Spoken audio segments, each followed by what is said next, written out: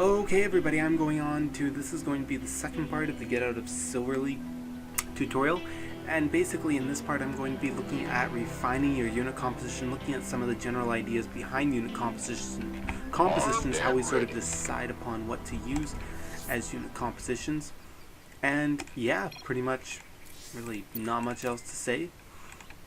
That is what we're doing right here. Let's just turn down the sound. Turn off all those bars. I forget about that. I like to leave them on, especially if I'm using Protoss and want to go blink. You have to have health bars on for blink to be really that useful. Okay, so I've got a whole bunch of different unit compositions here just so I can go through, show you sort of how they work and some of the general things. For Terran, we have our favorite Marine Marauder Medevac. How does this work? Well, Marines can shoot in the air. Marines are pretty easy to kill, but they deal a ton of damage. They deal a lot of damage, especially once you add in stim to the equation. Medevacs obviously heal these units, so that's why this composition works, is medevacs help keep them alive. You've got your Marines, which can shoot up but also do a lot of damage. Now you've got your Marauders. They're really hard to kill. They do a lot of damage to armored units, so yeah, they just mix nicely. Marines are such good units, but their big weakness is, they can be easy to kill, especially with something like a Colossi. So anyways, we got the Marauders here, a bit beefy. They help keep these Marines alive a little bit better. I think it's sort of the general idea. And that's how that mixture works. And of course, we see some Vikings here. Why are there Vikings here? Well, you need to throw in Vikings if you're, let's say, going against Colossi. You need something. Basically, the nice thing is Vikings target air units, and if we look at this Colossi ball, there's no air units other than the Colossi to shoot at, so you don't even have to micro them. They will automatically shoot. Okay, moving on to Terran unit composition number 2. This is a more advanced unit composition. This one takes a lot more skill and micro, but the idea is good. With units complement each other. Tanks deal a ton of damage on the ground in siege mode, so they deal a ton of damage, but they can't shoot air. Very vulnerable. Yeah, Marines shoot air, and they're pretty good damage dealers, and they move fast. So what you do with this strategy is actually you'll have some Marines. They might be going out here, they'll tempt the enemy, and then you draw them back in so that your siege tanks can range and start firing upon those units. And so that's what you do, is you have your units out, and usually you want them spread out, but anyways, you have your units out here, you withdraw them to your siege tank line. The siege tanks do a lot of damage. You try and keep these from taking damage by running away. Sometimes you'll have a few medevacs in here to heal them, and yeah, they help with the air. And their big weakness of the Marines is splash damage kills them really easily, so Colossi, Banelings, Storm. So the whole idea with this is you're being very mobile, you're using a lot of micro to move your Marines back, you're keeping them spread out. I've seen this most commonly used against Zerg or in Terran versus Terran, but definitely against Zerg you'll see this used a lot, especially in higher level games, but the thing is you really have to micro. The whole idea is these Banelings, it takes a lot of Banelings to kill a tank. So basically you run your Marines back on stim, the Banelings can't catch them, your tanks kill a lot of Banelings as they're coming in, and then 3 or 4 of your tanks might get taken out by those Banelings doing splash on them, and then your Marines, you've got most of them left, and you should be able to clean up their army. So there we go. Once again, Marines can shoot up, tanks can't, tanks deal a ton of damage on the ground. There we go. Mech army, I'm not very experienced with knowing how to use Mech in Terran because I don't play Terran anymore, but basically we've got Hellions and Thors. Thors can shoot up, Thors deal a lot of damage. Thors, pretty beefy unit, but if they get surrounded by Zerglings or there's just a bunch of little stuff on the ground, they're not quite as effective against little stuff, so that's what the Hellions are for. They're good at cleaning up things like Zealots, probes, Zerglings, stuff like that, and sometimes you'll have siege tanks mixed in here too. Of course, the Thors, very, very good against the air, especially if we look at against light, but there we go, 30 damage on the ground, whereas here's the air, they do 4 attacks, 6, so 24 damage to the air, or against light they deal 48 damage. That's a ton, and of course they have some splash damage as well. And yeah, as I said, these just help with cleaning up the ground forces. These Hellions, especially anything light, and the Thors are really good at taking out heavy things, as they do 30 damage hit. And yeah, and another thing you can do here is, because this is a Mech army, you can always bring along 5, 10 SCVs, whatever it is, set them on auto repair, have them follow your army around. There we go, that is my basic understanding of Mech, which isn't great. Protoss, this is something I would suggest versus Terran players. You go 3-gate Stargate. So you have a Stargate out, you have some gateways, you get some early Void Rays, you let the Terran player know you have Void Rays. This forces them to not produce many Marauders. This forces them to get out Marines, or else they'll just die to the Void Rays. They need something that can be anti-air, especially early in the game. And then what do? Well, Zealots are really, really good at chewing through Marines. So you have these Void Rays out, you might have a couple Phoenixes just because you have the Stargate, and a lot of your minerals just go into Zealots. And Zealots will clean up. So the whole idea with this build is you're forcing your opponent to do something based on what you have. You get Void Rays out to force them to stay away from Marauders, and that allows you to get Zealots as a counter to the Marines, or really just do whatever you want. But this is sort of the way I've always played it. So I just get a lot of those Zealots, and they seem to do a really good job at taking care of the Marines that are there. And if you don't get enough Marines, your Void Rays will just end up cleaning up at the end anyways. Okay, here is something I like doing versus Zerg. You can do it versus Terran or Protoss as well, but if you're doing this versus Protoss, it's usually better just to go mass Stalkers with Blink rather than have all these sentries. And against Terran, this can be good at times, but really, really good against anyone going Roach Hydra. And yeah, amazingly good against Roach Hydra against Zerg. And it's a little weak to Mutiling, but, you know, otherwise, the idea is you have tons of sentries, 10 to 12 sentries, you get tons of force fields, and the rest are just Stalkers. And with this, you basically just cut off all of their Hydralisks in the back, you send force fields, and then you just force field their army, and then all of these roaches get trapped. Your Stalkers deal a ton of damage picking off all of those roaches. And yeah, that's really how this build works, is your sentries just cut their army smaller and smaller, your Stalkers do all the damage and kill things. And really, it's just about having a lot of force field spamming. And you have to have a little bit of skill, but not a ton for that build. Here's our traditional build with Protoss. We've got our Zealots. Zealots are in the front. They sort of take, you know, the Zealots like to just sort of take the damage. Whoa, that was a bad mistake. Anyways, the Zealots, they take the damage in the front. They also keep the units from getting in range of your units in the back, because they'll be at the front, they'll be moving forward for the attack. They'll be at the front, they'll be attacking. The other units won't be able to really get, they won't be able to get close enough to be able to range the rest of your army, hopefully, especially Colossi with their range 9. So this is sort of the whole idea. You've got your Stalkers here, they've got good range, they can deal damage while they're behind the Zealots. You'll probably have a couple of sentries, maybe just for Guardian Shields, maybe for Force Fields, doesn't really matter, but the whole idea, this is the traditional death ball. Your Colossi will deal a ton of damage to everything on the ground. You've got some Stalkers here for anti-air if needed. They're very, very important. If you're getting into this battle versus Marine Marauder Medevac, you need to make sure you're focusing down those Vikings with your Stalkers. That's very, very important. Very important to do. And yeah, so that's the general idea. These keep everything away. The Colossi have very long range. Everything else's range stays in the back. You've got your anti-air. It sort of all works together. But the only thing I don't like about this is you have a lot of every unit. It's not really lean, so you do have weaknesses at times to things that are, you know, very strong-sided in one direction. But general idea is Colossi, lots of splash damage on the ground, really good against armies like this. Units are very close together. They don't have much health. That splash damage does a lot. Not so great against this if they run their Marines away, but it can be good. Not very great against Mech because they've got lots of health each unit, so that splash damage won't do much. But, you know, good against other Protoss armies, especially Zealots clump up, Stalkers sort of clump up.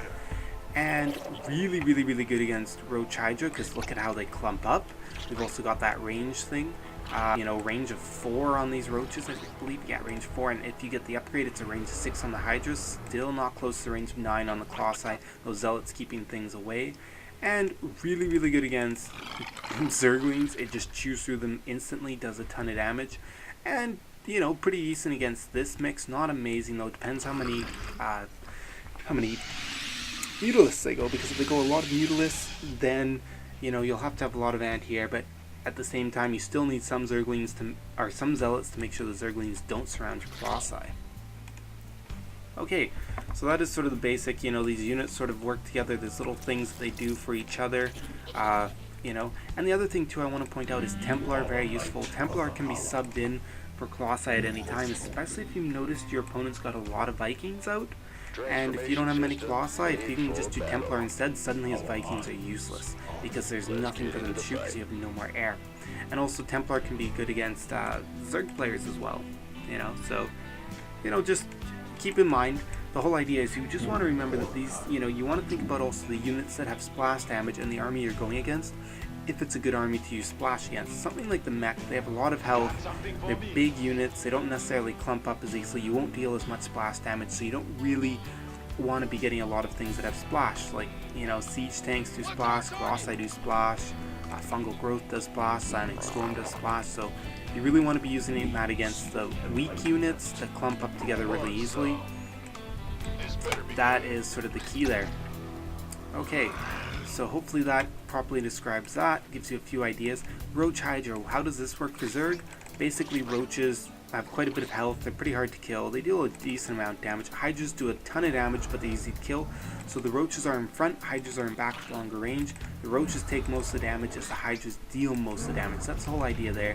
That's how they work together. Also, Hydras can shoot up. It's similar to Marine Marauder, similar idea. Not the same though. I don't want people getting mad at me and being like, no, it's not the same. I know it's not, but it's similar. It's a similar idea. Okay, Mutiling. How does this work together? Well, we've got fast units with fast units. Mutalisks can harass, they can fly around, they're really fast. Zerglings are fast, they keep up with the army. Yeah, so really, it's fast all together. That's the general idea. Plus, Zerglings super cheap, easy to replace. The idea is, Mutalisks, they fly around, attack. Zerglings can sort of try and clean up everything on the ground. And then Banelings are quite often mixed in against if you need that splash damage. Against Marine Marauder Medevac, you need that splash damage, so that's what the Banelings are for. Against this, well, the idea is splash damage against these.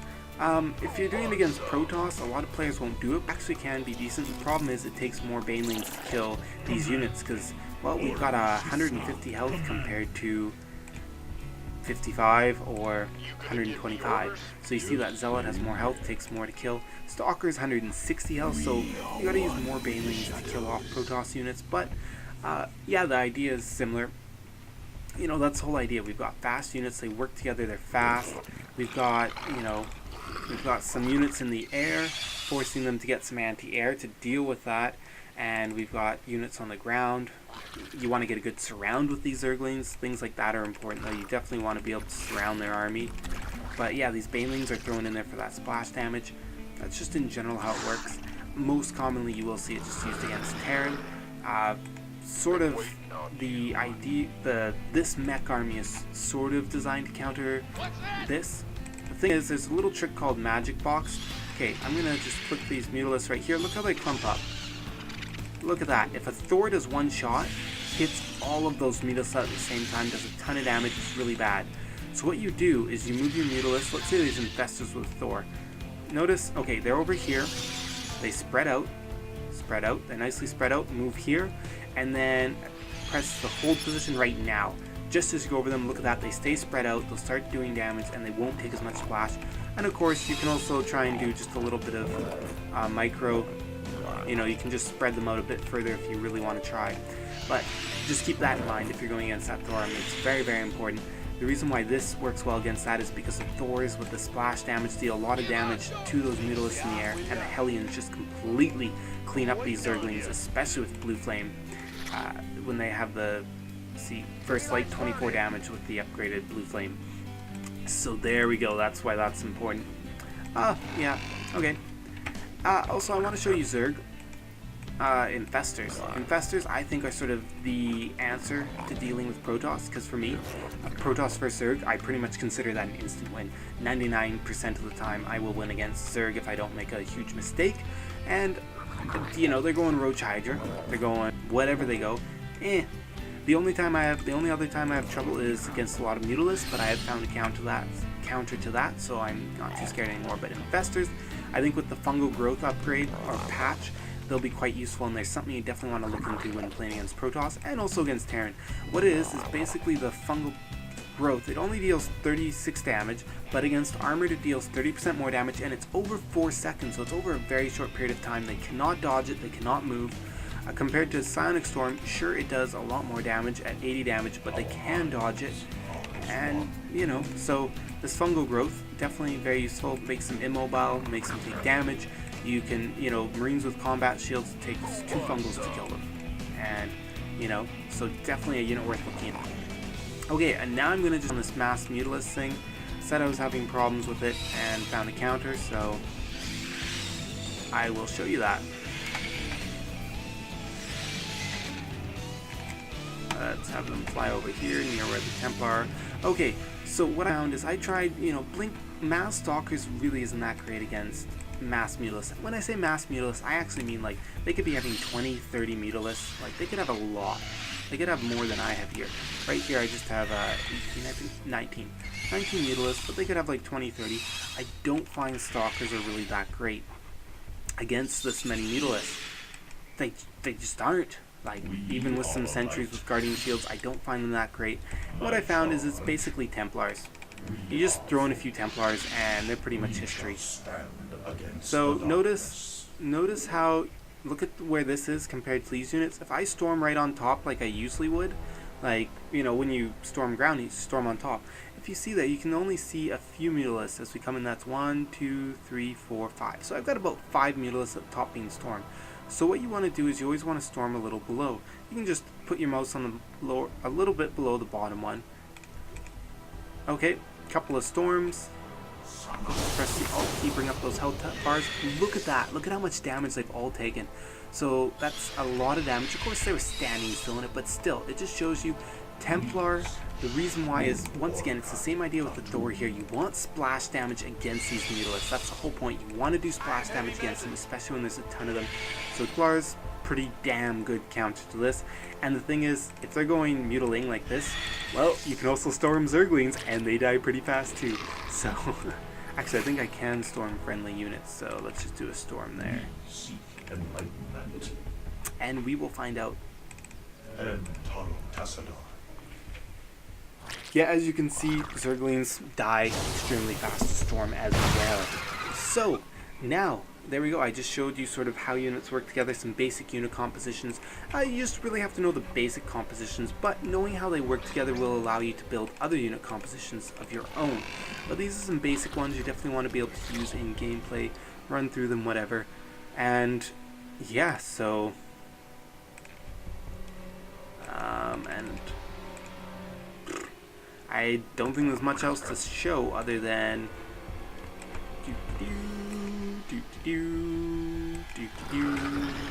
oh, those are not, whatever.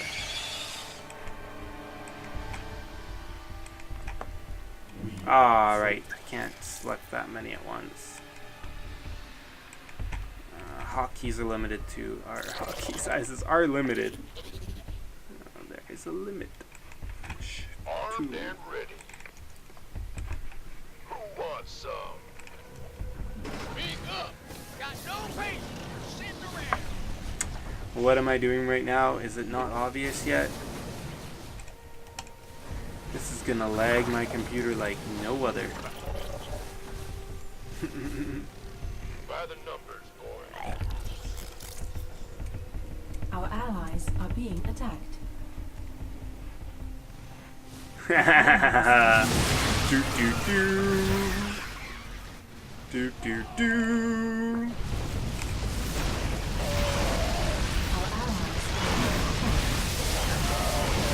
Retreat. Draw them into the siege tanks. Let's randomly fungal everything I can. Oh, those poor hydralisks, just so low.